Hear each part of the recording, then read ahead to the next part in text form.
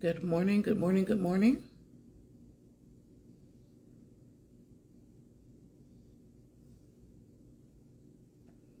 Good morning. Thanks for joining me. Good morning, good morning.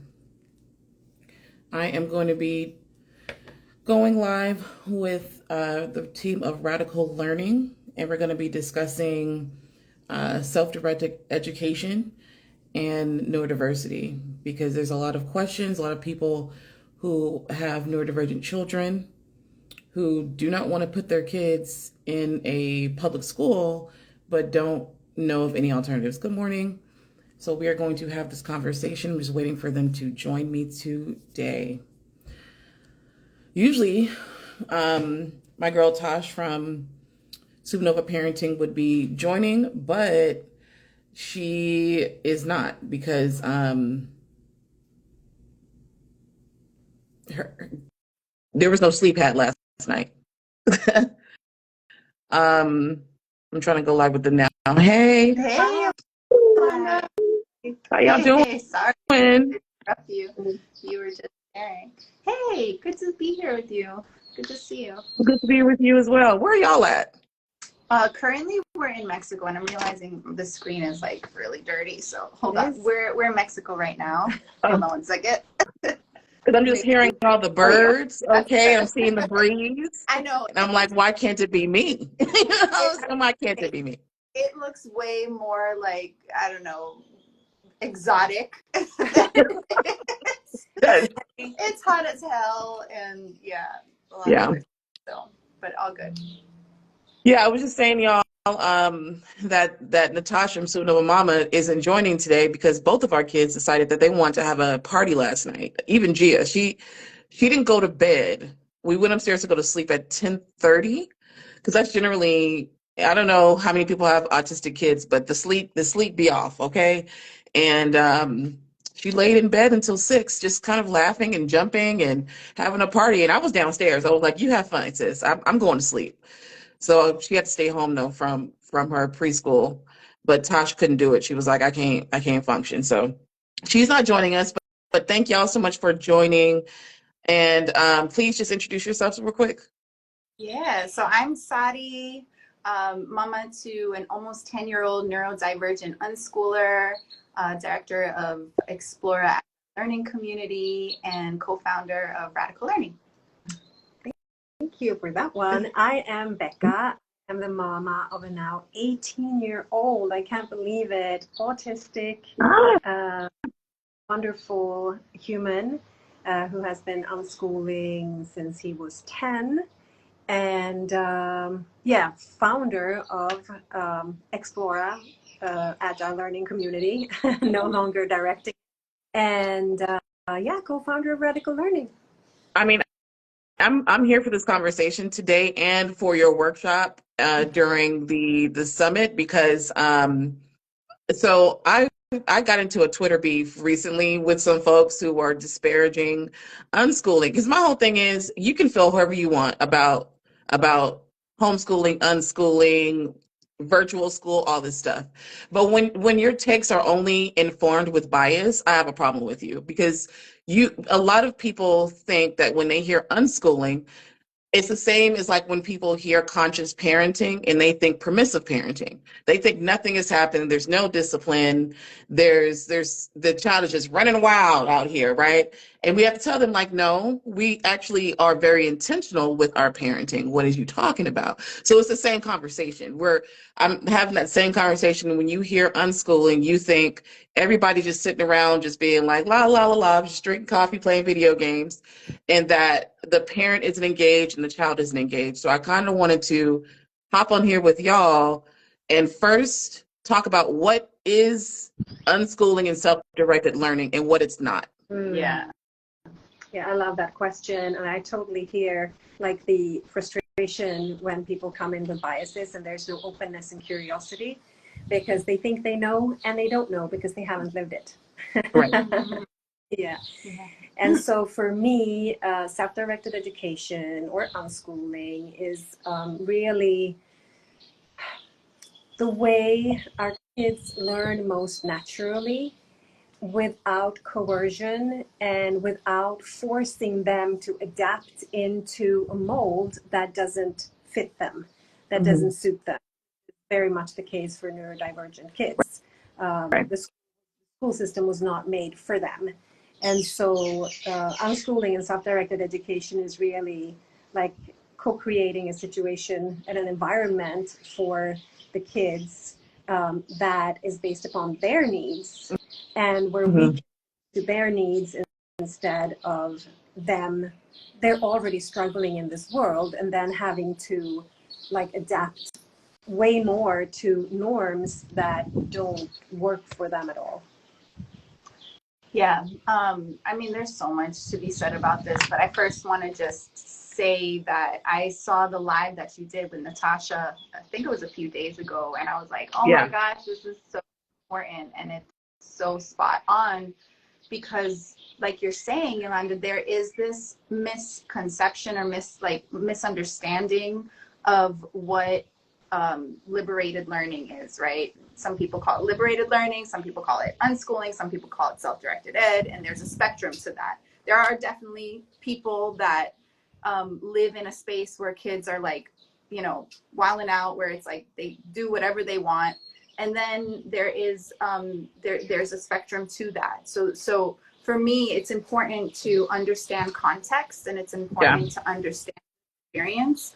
And so I want to name and I want to say that what we are sharing is just on our lived experience and how we show up in the world and how we have been able and blessed to hold space with people with different lived experiences. And so for me, unschooling is about stepping away from, and self-directed education is about stepping away from other people's ideas of what we have to be, who we have to be, and being able to kind of like reclaim the ways in which we want to navigate the world. And what that means for learning is supporting our young people to like build their own path forward, where we're not determining, you know, what they learn, how they learn it, at what point they learn, especially our neurodivergent kids that are gonna like big like F you to that, you know, like, no, you want me to learn this curriculum? Like, I'm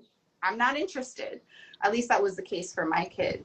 And so I think that there's so many things to be said about what it is. I think it really depends on every family's what is family, right? And what is important for each family. And what was really important about the live that you did with Natasha the other day is that there is this misconception that self-directed ed means kids get to do whatever they want and there's like a free-for-all. Right. And there is actually a difference between freedom and free-for-all. And so yes, we are advocating to support young people, but it does not mean that there are no boundaries. It does not mean that kids get to do whatever they want. It does not mean that we are not caring for one another. It does not mean that it should be and not accessible to others based on lived experience. And so it feels important. Y'all are breaking up just a little bit on your end. Yeah. Sorry. Look who came downstairs in a whole winter jacket right now. Oh yeah. Hold on, I gotta zip her up. Yeah, and we're in store now, so it's we might be in and out a little bit. Okay. Give me 1 second, y'all. I'm over here single momming it, trying to work. Yeah, in the meantime, I am just going to shout out. I saw you pin this, Yolanda, like, get your ticket to Supernova Parenting. Yes, y'all. Everybody buy your ticket. It's like an amazing one.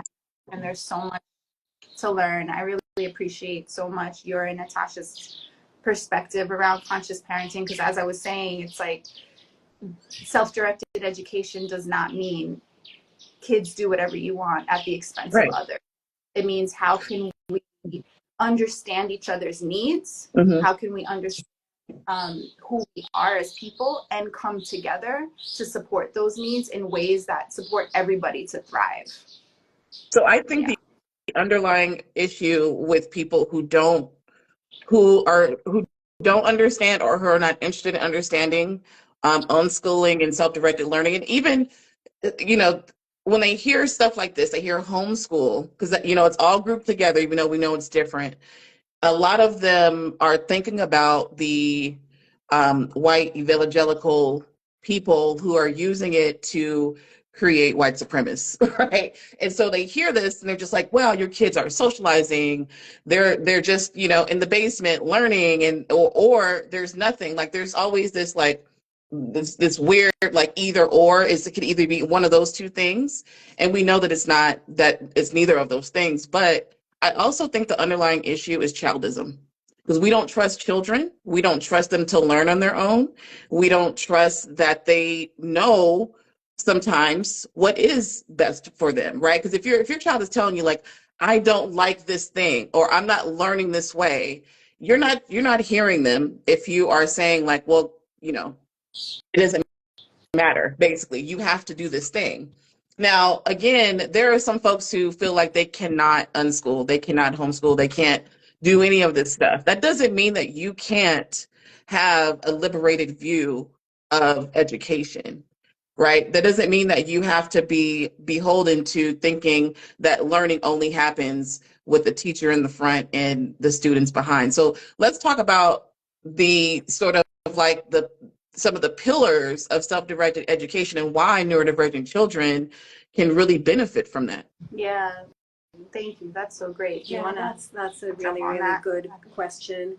There's so much to say about this topic, obviously, but what I have seen and lived in my tiny family, because it's just me and my son, is that because learning happens everywhere and it happens all the time, if I come in with that mindset, I don't need to be so worried all the time, him like catching up or not, like avoiding being behind, because being what?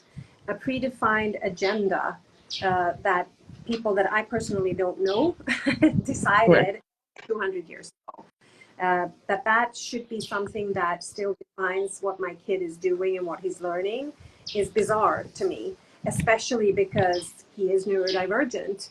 And so it's like, if I go into this like pillar, learning happens everywhere and all the time, and I look at his activities through that lens, I can calm down so much more, and I can also open up to be curious about what it is that he's interested in. Because if I can let go of that schoolish mindset where he has to do math and science projects and all these things, I'm going to lose the vision of what is actually going on.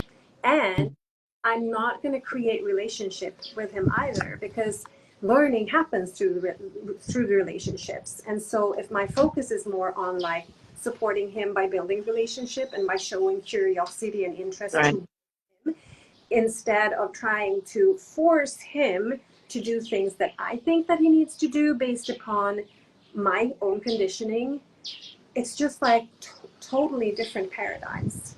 And this is where I feel that, especially for neurodivergent kids, it is so helpful. And that it's not about like my adult agenda for him, but it's about what you've said, like understanding that he's his own person. I can trust him and his choices, but I need to work on myself in order to be able to do that. There's so much to add to Yeah, this. no, I want to speak to, I mean, you called it childism. We like to think of it about as adultism, which I think is really related to the pillars of self-directed ed, because it is a way to advocate for youth liberation and agency, Yeah. right? Basically, what we're doing when we walk away from a conventional model where, you brought up it was created 200 years ago. You brought up, Yolanda, how it's so tied to white supremacy. Like there have been, like historically, if we look at the school system, it has been a tool for colonization. It has been a tool to control. It has been a tool for many agendas. And so by stepping away from that, what we are saying is we're not buying into the ideas that you have to be taught a certain thing that, certain people put into place for all of us to like conform, right? And for, as tools of oppression. And so a pillar of self-directed ed is so tied to and related to social justice work. It is about liberation. It is about giving voice and space for young people to be honored and for them to practice and lean into their agency and their autonomy. Where in conventional schooling, they don't have that, especially neurodivergent. They don't have that opportunity to opt out of things. They don't have that opportunity to even go to the freaking bathroom when they need to go around the classroom. I mean, my kid has never been to conventional school because I knew from a really early age that that system was not set up to support him. And getting calls left and right, you know, like trying to like, you know, put him in a box. And so it really came from a necessity to want to support him and what I was seeing, like how I was seeing him develop and needing much more spaciousness to move around, much more spacious for the things that he's interested in. And so I think like in order to support learners to lean into self-directed ed, it requires work from us adults to go of our ideas of what learning looks like, as what you mentioned, as this idea that we adults know better than kids, that we shouldn't trust them. And most of the time we don't trust them because we've never been trusted ourselves, right? And we've told who we need to be and how we should show up. And so it's really like leaning into this idea that we are looking at each other as people first, before product, before the outcome that we're looking to achieve, or the box that we're looking to fill, you know, to check off. And I think especially for neurodivergent kids, it's definitely harder for some families than others based on resources and access. I felt that live so much because as you know, the only income providers of our family, also, you know, with neurodivergent families, it's not always easy to just step away from the conventional system. Like there are some real comforts in that system. And so I think if we approach self-directed education as a means to advocate for young people and to look at it as a way to support them in practicing their autonomy and choice, that's like a whole other ball game than just saying we're gonna, you know, do curriculum at home, do school at home, because you could do that. But self-directed ed is really about like, who is this person? What are their interests? What works for our family? What are the boundaries and limitations that are in that so we can all thrive? Like it's all interwoven and connected. I think what's really important too is I kept reminding people, because again, they have this idea in their heads that kids who are at home learning are don't get socialization. You know, you hear that all the time. What about socialization? They need to be around people. I'm like, this is the problem, is that everything is so binary, because a lot of unschoolers are also community, like, you know, like you understand the importance of community. And I was like, that you're only making this case because you're thinking about, again, this one subset of people who do isolate their children to indoctrinate them, right? We're not talking about them. We're talking about the folks who understand that learning also happens in community. Like even though I'm not my child's teacher, that doesn't mean there's not teachers around.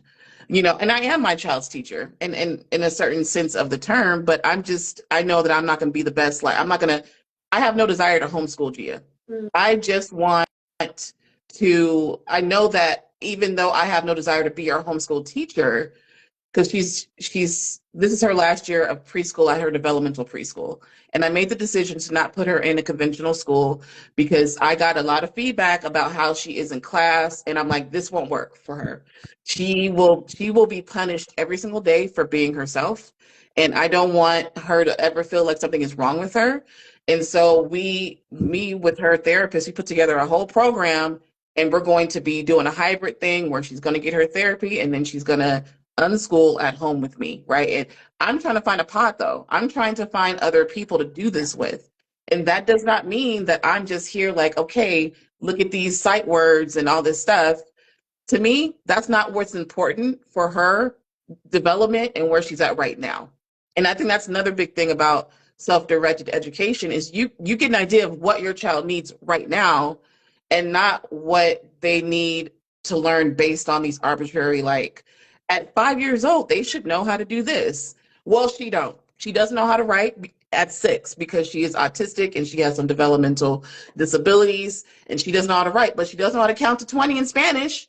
Like, you know, her brain is different. And I'm not going to just force her to learn things that she's going to have a hard time learning because of where she's at right now. There's plenty of time.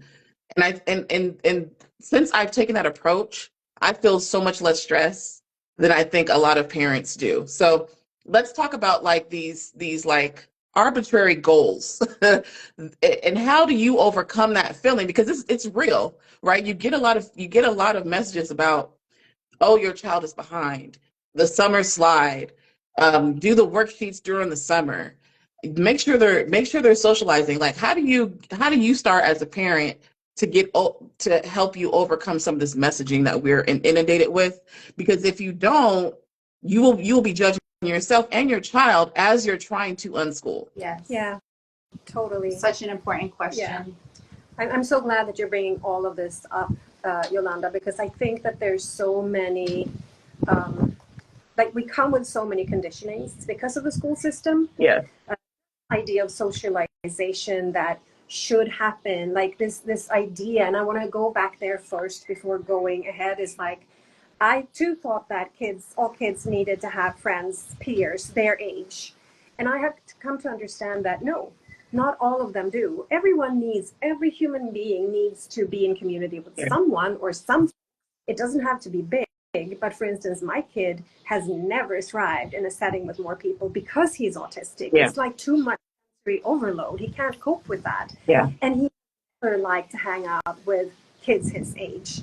He is interested in humans, but he's always like navigated towards older people, like adults. Yeah, my daughter does too. Yeah.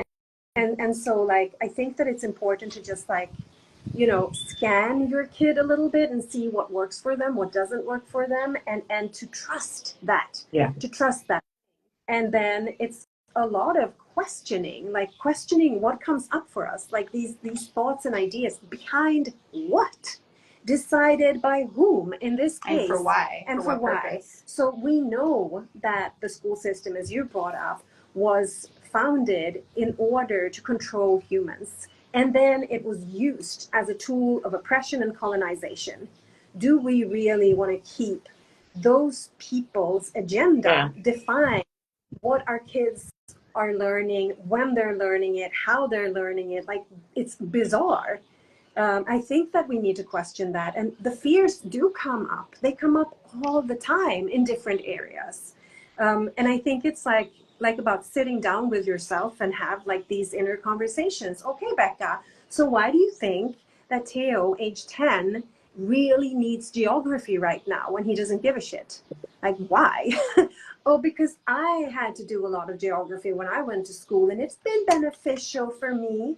Okay, Becca, but look at the map. I grew up in Scandinavia and Europe. The European map has shifted immensely during my lifetime. And the map that I was taught is no longer the map of Europe. Things shift, knowledge shifts. So who has the say? Who is going to define what it is that we need to learn when knowledge is also shifting, moving? Or I'm just like questioning for myself. I'm not saying that the square root is unnecessary. I know that there's a lot of engineers and folks using it, but in my personal life, I haven't used it one time. I'm 53. And I still have a big time of my youth learning that thing. Why? Yeah, I want to your question about like how do we get over these fears, because they're real. They're real. And they're so real. And I love to like two friends, inspirations within self-directed ed. One is Chime Morales James, who has My Reflection Matters. Especially if you're of a BIPOC family and you're looking for community, My Reflection Matters is a wonderful space I love you. because there are people who are coming together and wanting to do this work and wanting to support one another. And so Chime calls it like schoolish hot flashes, you know, oh shit, my kid right now, or like they got to learn math, they got to learn reading, like they're going to be behind, you know. I think we have internalized these beliefs, we have internalized these systems regardless of our background. And I think that we have to really question, you know. The other person that I want to mention is Akilah Richards. Yes. Her definition of deschooling, there's no reason to recreate that definition. It is amazing, you know. It's like, you know, it's like a reclaiming of your agency based on, you know, other people. I'm not great with like verbatim stuff, but you know, a reclaiming of your agency based on other people, you know, having a say over your body, your mind, your space, your time. And so if you don't know her work, Raising Free People, please check her out. Yep. And for me, that it's really, it's about like doing the deschooling work of questioning our beliefs around things, questioning the power that we have over our kids, questioning how we think about learning, questioning our relationship to kids. And like when it comes to beliefs, like really asking ourselves, like what you were saying, Becca, like where does this belief come from, right? This belief that my kid actually needs to learn XYZ in order to be successful. Like who defines what success? And I think we need to reclaim that. We need to redefine what that even means, especially looking at the fact that so many people right now are so disenchanted with the American dream because they see the scam that it is, right? You see that there's so many people that follow the recipe. Let's graduate from high school, go straight to university, get your degree. And now what? Now you can't find a job. Now you find a job that wants to pay you pennies and you got all this overwhelming debt to pay for and you can't even pay for it. And so it's like, what does success even mean now? Based on all this. And then for me, especially since I'm on this path to like this much slower life, which I saw someone posted about like what helps children with who are autistic like thrive, and they were like a slower paced lifestyle. Ain't no slower paced lifestyle when you're dealing with the conventional school system. Them kids have to get up so damn early, and it is one thing after another. They barely have recess anymore. It's just been stripped. All, you know, a lot of the arts, especially like in schools that don't have a lot of funding, the kids are just inundated with just messages of how to just succeed, just get your thing and then go here. For what? For me to be in debt? I don't think so. So for me, I've had to think about what is really success for my family, and that is the reclaiming of my time, right? Because the more time that I can reclaim, the more I can spend getting to know my daughter and getting to see how she learns and what she's passionate about and help her with those things. But if I'm out of here, you know what I'm saying, going every which way, trying to work, got to get her to school, all this stuff, there's no space. You have no space. So for me, success means I'm reclaiming my time from capitalism. I'm living a simpler life and buying less and learning how to make things from scratch. So I'm not spending as much money. I'm learning how to divest from systems so I can be more self-reliant and community reliant. To me, those are successes in our family. So you do have to decide, what does that look like for you? Because if your success is tied to money, then you may be struggling with unschooling. That's just how I feel about it. Yeah. I don't think it would have to be like that, but I think that it's a mindset that comes in. You know, this thing of, and I think it comes from fear too, Yolanda. I think it's like the world is falling apart. It's falling apart everywhere. And then like the fear of survival for our kids. Are they going to be okay? Are they going to be okay? Are they going to survive? So of course, like you think money, you know, you think a successful position, a job, something like that. And the thing is, we don't know how it's going to look like in 10, 15, 20 years. We don't know if there are going to be jobs. Is there going to be money to pay people? We don't know any of that. There aren't enough jobs for people that go to school for the jobs. Yeah. They're So not even hiring folks. I think I understand when people come from the mindset of like, yeah, we need to produce money, and I want my kids to be financially stable because I want my kids to be financially. That too. I want that for me, you know, like, and so I want that for everyone. But maybe it's going to look different in the future. Maybe it is going to be more community based. Maybe we don't know. And to have that openness, and I think part of it is definitely defining what success looks like.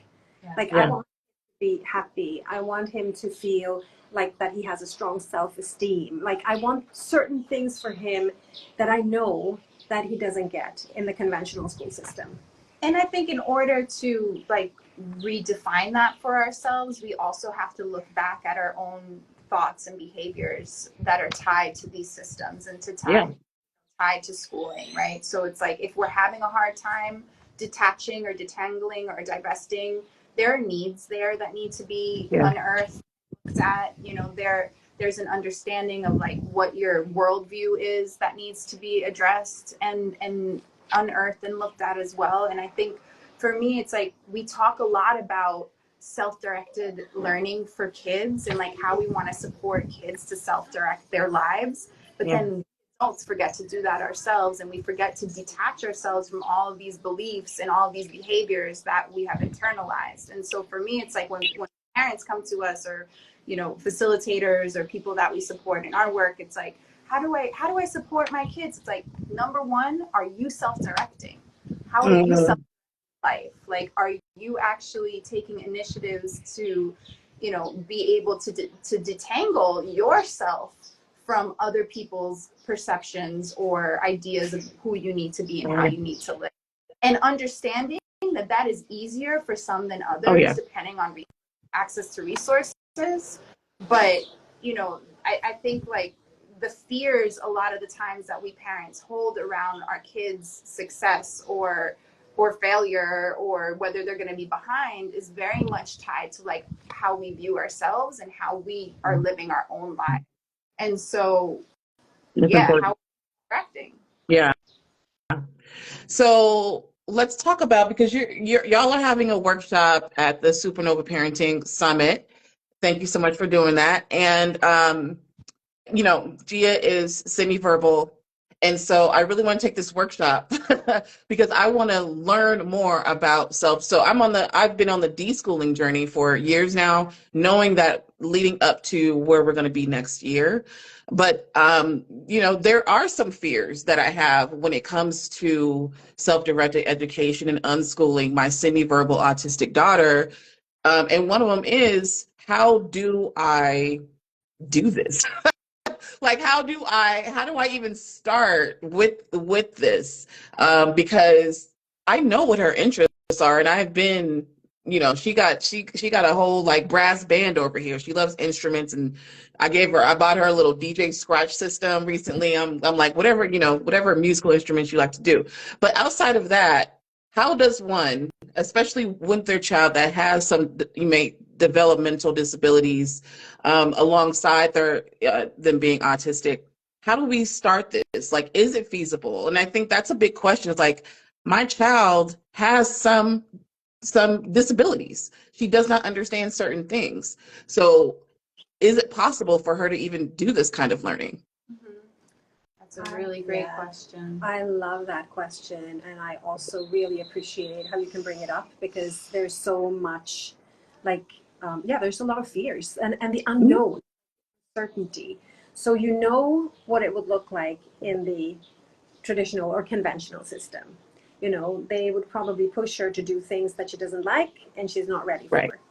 And I think that, like, keeping that in mind, we know this. We know that that's what they do. And so we don't want to do that.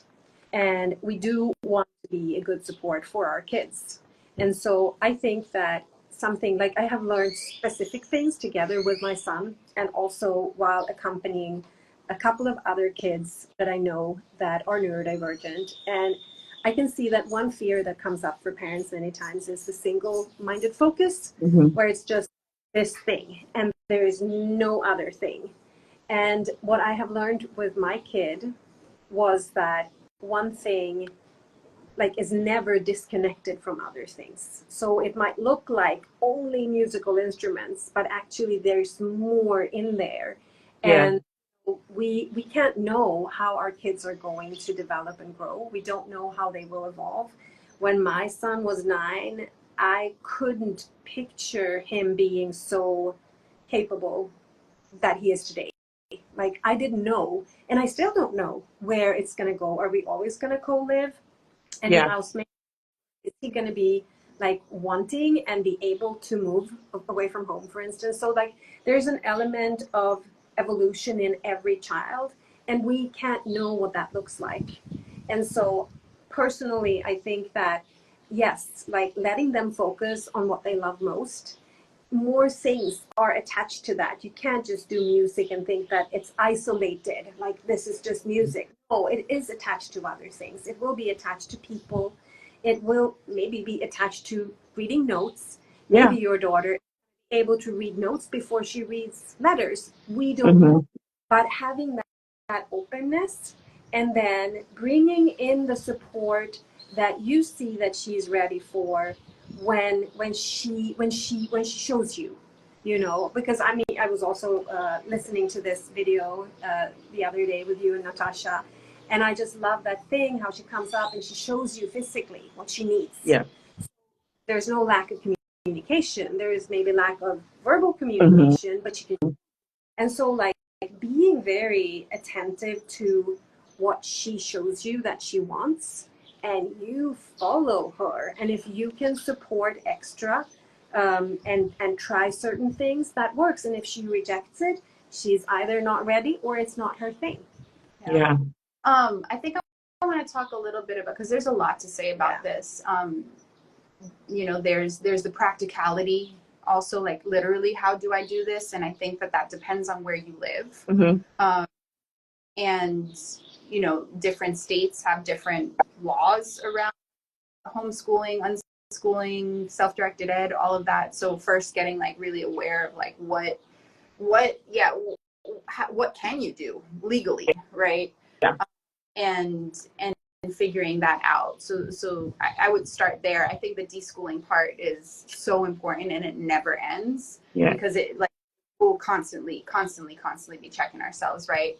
But I also think that for me, like supporting self-directed learning is really about understanding needs, and not just interests, but needs of learners as well, right? Like so we can think that a kid, you know, has this kind of interest and has this kind of need, but maybe they have a need that's totally different. And so Mm-hmm. for me is about like observing and knowing your kids so well so that you understand like, oh, right now this, especially for neurodivergent kids that aren't verbal too, like this is what I'm really feeling like they might need right now, like whether that's stimulation. Okay, so then your days might not be about curriculum and lessons. Maybe your day is about like, oh, we need to move today, you know, and that's right, like that's Yeah. success too, right? And a huge need is getting met. So I think that there's like this, there's the practicality part, there is the understanding like your needs as a parent too, and your capacity as a parent, because I see Mm-hmm. families make a transition to self-directed ed and then they get really burnt out because they think that they have to like be filling their kids' days with activities all the time.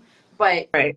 if you got to work, you got to work, you know. Right. If you have 3 hours a day to be with your kids, you have 3 hours a day. If you have 2 hours a day, you got 2 hours a day. So like really that ties into the practicality part, like understanding like what is your capacity, and who do you have in your community that can also fill in those gaps, Yeah. right? Like it's your kid is spending, you know, time at somebody else's house and you're doing like swaps, you know, maybe it's like some online program. Yeah, You say hi. it's some online programs, you know, maybe it's them with their headphones listening to music because music is And like what Becca was saying, what Becca was saying is like learning happens all the time. The other thing is, I think for some kids, my young person is this way, like structure is really important. So having a structure that we have co-created in other ways hasn't been co-created because it's been based off of my capacity and my needs. Yeah, I'll pause. She got a hold of my mascara, and I have a mascara case with the mascara drawing on it. You can't have this, sis. Yes. And you gotta wait. Yes. What is it? What you want? Huh? You can't have my phone. Well, you're gonna have to be upset about that. I'm sorry, I don't know what to tell you. You have yours. Look. Here. You can't have my phone. You're gonna have to wait. What you doing the police sound for? I don't know where she learned that sound from. But because we don't do. Come on, you want to eat something? Yeah. So knowing your family's flow, right? And what the needs are, and what structures can be helpful to support unconventional, not just learning but living, right? Because if you're stepping away from the, oh, my kid is in a program all day long, like that's real for a family, and there are certain things you can't provide, and so for us, like having a schedule has been really, really helpful. And then that ties into the culture creation piece too. Like what kind of culture are you wanting to like build with your family, create with your family around these different ways to look at learning, around how you're living, differently. And then just leaning on as much community as you can have. And for us, it's super small. Like this is little square right now is like our community. well, and that's I really do need to come on, look over here. I need to find some more people in my community. When your kid does something, sometimes you're just like, I don't care. Like that's kind of where I'm at right now. Take the whole damn thing of chips. Mascara, so that's Come on, let me see it. There won't be mascara everywhere. So anyway, I need to find more people in the community to help support this when it's time. Here you go. I just, to your point about like even the music part, sometimes when she's playing stuff, she's counting. She's doing a lot of stuff while she's playing her musical instrument. So really starting to expand your mind about like, again, what learning is. She's playing instruments, but there's still skills that she's learning while she's playing instruments. And a lot of the big issues people have are around video games. And I tell them all the time, like, your child is playing Roblox, they're learning the code, like Minecraft and stuff. They're learning so much to be able to play this game. And I think it was, I don't want to tell her story, but Damari was just talking about one of her kids needing to learn a skill that they didn't know that they would have learned, a few years prior, if they were in conventional school, but they've been unschooled. But she needed to learn this skill to be able to do this part of the video game. And so she learned it, right? And so just trusting that our kids, they will learn the skills. And sometimes they'll be like, you know what? I don't want to. I hope this doesn't happen with you when she's a little bit older, but they might be like, I don't want to do this anymore. I want to go to a conventional school. And that is part of the unschool process too, is letting your child have a voice in the way that they're educated. If they decide, hey, I don't want to do this anymore, I want to go to school, go to school. You might not like it very much, but go ahead and go. So important that you mentioned this, Yolanda, because I think that is what sets unschooling apart from that like classical home education where your kids are basically locked at home. That this is not, the agenda isn't ours. The Right. agenda is following their lead. And if they want to go to school, that's fine. They can absolutely do that. I mean, my kid has been to school and he is never going to go back, and he does not want to do university at all. Yeah. because of that experience, he's like, I'm learning so much more on my own. Yeah. And I know that you asked your kids several times. Oh yeah, I ask him all the time, like, do you want to go back to, because he also gets like really curious around this, like the social piece around school, like, well, maybe if I was in school I would have more friends, like, but you don't really want to hang out with anybody anyway. So but yeah, I relate so much to the gaming thing. Like my son is teaching himself how to read and do math through his gaming. Like it's incredible. His vocabulary, every day he says a word and I'm like, where did you learn that word? Like what do you do? It really is remarkable when like we can let go of that fear of outcome and production and that idea that we internalize about success and just let our kids be. Yeah. And what happens? I mean, they are learning all the time. We are learning all the time. And I think like a lot of times when people come to us and they're like, how do I do this? How do I actually unschool? I'm always like, just take a year off if you can of learning, of having your kids to like learn anything. Forget about that. Throw that out the window if you can, and just like, how do you want to be with your kid? Like day to day, what do you want your day to day life to be without school or learning being centered? Because I think that even within self-directed ed, we can still get really caught up and focused on the learning piece, like now my kid has to learn on their own, or now they have to self-direct their learning, and we're still kind of using the same tools. We're still thinking about the same kind of outcome. So really, I think that, Well, that's just a really radical thing to say. It is. And I guess that you're called radical learning for a reason, because, a lot of people will be like, wait a minute, what are you saying? Our kids need to be learning all the time. We need to make sure, especially when you get on social media, a place like Twitter, where they keep up the conversation that kids are don't know how to read. That's the big thing now. A lot of teachers get on, TikTok and Twitter, and they're like, kids don't know how to read. Kids don't know how to do this, that, and don't piss me off, dog. Don't know how to do this, that, and the third. Kids are behind, right? And again, these are kids in school. These are kids in conventional school. So when you bring up something like unschooling, it's like, wow, you really want your child to be behind. You're not reading to your child every single night. You're not doing these three things to ensure your child is a educational success. Like you are a shit parent. So how do you push back on some of that narrative? Because the teacher talk be loud. And I have to get on all the time and be like, y'all, a lot of adults don't know how to read. Yeah.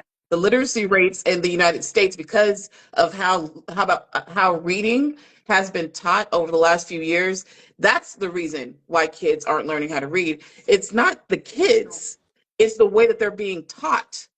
But nobody want to talk about that part. I think that A lot of adults can't read. this is so important what you're bringing up, and I think that there are a couple of mind shifts that you kind of have to make in order to be able to feel safe in making this work. And one is that kids do learn all the time. Yeah. They do learn all the time, but it's a different learning from when you're being taught, and even being like, there's real no correlation between teaching and learning. And I know this because I'm an ex-teacher. You can teach, and people don't learn. And I also, we all do as former students, you can sit there and you're supposed to learn stuff and nothing enters. So there's like no correlation between teaching and learning. And I think that it's really important to mention that. So that's like the thing. When you say like, just take a year off, don't focus on learning. I think that, if I may, I think that what you're like saying is, don't focus on learning in that outcome result oriented way. Yes. Like, kids will learn anyway. If you pay attention, they're going to learn. You're going to learn a lot. Mm-hmm. But you might be learning the things that you're supposed to be learning at school that you might not be learning anyway when you are at school. Mm-hmm. Yeah, no, I mean, I actually think that what I meant is what I said. I said what I said. I said, stop thinking about learning, because I say this from experience too, it's like we like to sneak in the lessons. Yes. We like to you know, and that's coercion too, in a way, right? You know, it's like, oh, I think you need to be learning this, so I'm gonna like just sneak this in. I'm gonna sneak reading in here. I'm gonna like strew and set the environment. And I want to be really clear, like what I'm not saying neglect your kids. I'm not saying don't care about them. What I'm saying is distance yourself from your idea of what learning looks like by not centering learning, by centering being, by centering like, okay, today I have to work these 3 hours. So like, what are you gonna do? What do you want to do? Right. Versus, I think you should be reading during this hour because reading is important and reading is going to get you ahead and reading. And there we are again, falling back into those ideas that we talked about what success is and what you as a human being need to do or be in order to fit into that mold. And what I'm saying, we're really wanting to break that mold. We have to be radical in our approach. We have to really give ourselves spaciousness and time to live into a different experience around learning. And that can't be, we're constantly focused on it. Yeah, because then we're only going to replicate the same system that we say that we're trying to walk away from. Yeah. You know, and that's the whole thing about like conscious parenting, is because you're basically trying to reprogram your mind, right? You have to unlearn and then you have to relearn and deprogram and reprogram all at the same time. And it's the same thing. It's intentionality with understanding that you have these programs in your mind that you've had since you were born, right? Because as children, we experience childism and then we go on to perpetuate it, even as children. And so we have to, and then the same thing with school. We can say like, this is destructive, this is this, that, and the third, but if it's all you know, then that's you're going to replicate that thing unless you're doing it intentionally. To your point, like Sadi, like you're like intentionally don't learn, like intentionally decenter that, because otherwise you're just going to fall back into the same patterns because it's all you know. Because that's how our brains work, and that's why conscious parenting is so difficult for so many people, because it requires constant self-control, and self-control is an exhaustible resource. You're not going to always be able to have self-control. After a certain amount of time, your mind is just like, we're not doing this shit no more. Ain't no more consciousness left, right? And so you have to get to know yourself. This is a part of self-directed education for the parent, is learning our boundaries and limitations, is learning like our own biological schedules. I tell people, 9 o'clock, conscious parenting leaves my body like a mist. Go to the ether. Yeah. I don't got no more. It's done. Okay. Don't touch me. Stop talking. And I don't say that, but that's how I feel. I'm just like, oh, I got to grin and bear this touch. I get so touched out. I don't want to hear nothing. I got some of them loop earbuds because I have ADHD. I done lost 4 pair. So it's just kind of like, what do I have to now do in order for me to have more patience after 9 o'clock? You have to know yourself as part of this self-directed education like journey. You have to know yourself and like embody your emotions and learn about your trauma and your triggers and all this stuff, because otherwise, especially if you're at home with this child all the time, that may not be very fun. Yeah. And I know that's why I know she has to do this like program with her therapist. She has multiple therapists, but she has to do this day program because she cannot be home with me all the time. It's not going to be fun for either one of us. I need a break as a single parent, and she needs to not be around me all the time. Like, she enjoys the environment that she'll be in, and it's a play-based therapy environment. So go ahead and get your therapy on while I work. And then, she just has a shorter day than she had before. So I'm saying all this to say, like, I had to know myself.